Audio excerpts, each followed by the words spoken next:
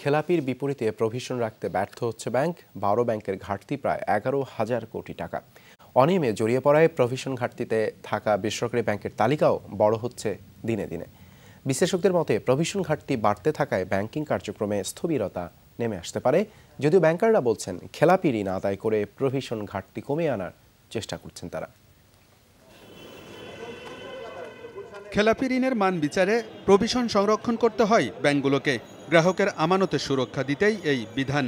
কিন্তু নিয়ম মেনে খেলাপির বিপরীতে প্রভিশন সংরক্ষণ করতে পারছে না অনেক ব্যাংক। ব্যাংকিং খাতে মোট খেলাপি 99,370 কোটি টাকা। এর মধ্যে 82,000 কোটির বেশি মন্দমানের খেলাপি, যার মধ্যে কয়েক হাজার কোটি টাকা আদায় অযোগ্য। নিয়ম মেনে এসব ঋণের বিপরীতে প্রভিশন সংরক্ষণের কথা থাকলেও তাতে ব্যর্থ সরকারি বেসরকারি খাতের 12টি বাণিজ্যিক ব্যাংক।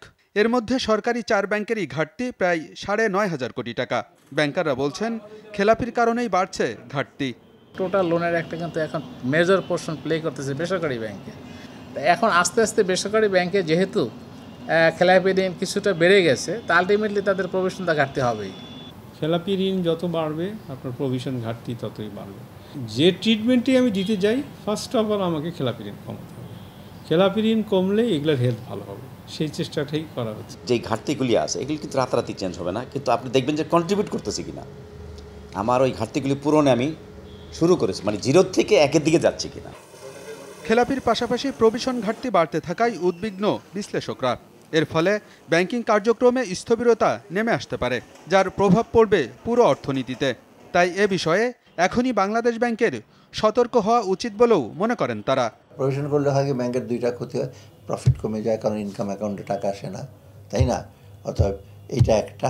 আর দ্বিতীয়ত হলো তাদের ক্যাপিটাল ইরোশন হয়। তারপরে প্রভিশন থেকে করতে হলে টাকা চলে গেলে তার ক্যাপিটালটা তো বেশ কমে গেল এবং তার লোনেবল ক্যাপাসিটিও কমে যায়, লোন দেওয়ার ক্ষমতা তো কমে যাচ্ছে। তার এটাতে হয় কি ব্যাংকের ব্যবসায় ক্ষতি হয়, যেহেতু ব্যাংকের উপর লোকের